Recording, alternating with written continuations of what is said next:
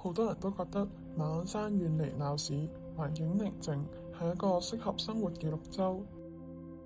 但係如果睡眠質素唔好，又再寧靜嘅環境，都係無補於事。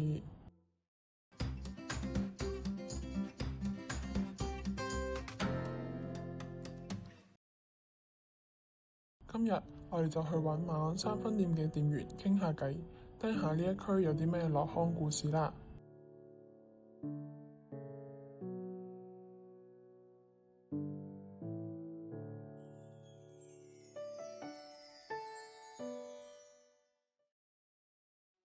歡迎光臨樂康軒馬鞍山分店，我係Eva。Eva 你好啊，聽講你最近幫一位街坊解決咗個大煩惱喎，可唔可以同我哋分享一下呢？我記得嗰日鋪頭嚟咗位好後生嘅女士，佢話想買血壓計，咁我就想問多少少用家嘅情況先介紹產品，但一問先知原來個血壓計唔係幫屋企人買，係佢自己用。原來客人患有高血壓同睡眠窒息症，醫生同佢講，佢嘅高血壓好大機會係因為夜晚瞓覺缺氧引致嘅。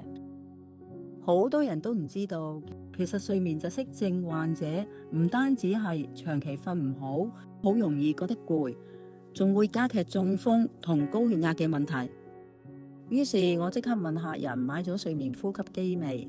佢聽完面色有啲猶豫，話上次喺醫院試用嗰陣，覺得戴住個面罩好唔舒服，搞到塊面有紅腫同埋紅印，怕會影響返工同日常生活，所以一直唔敢買。我明白客人嘅顧慮，於是我拎咗個法寶出嚟，就係呢個鼻枕。呢款係接觸面部範圍最小嘅設計，好輕便，唔會咁易有紅印。為咗令佢更有信心，我即場開咗一部 Westmed 3號，再配埋個女士嘅專用鼻枕俾佢試用。佢試咗半個鐘，除落嚟嗰陣，佢對眼發晒光咁話：部機真係好靜喎，同埋個鼻枕戴落真係好舒服，完全冇之前嗰種壓迫感。結果佢當日除咗買咗原本想揾嘅血壓計，仲買咗部呼吸機返屋企。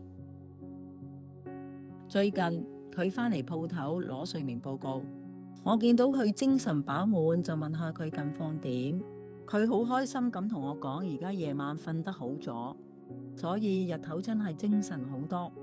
最緊要係連血壓都變得好穩定。聽到佢咁講，我真係好開心。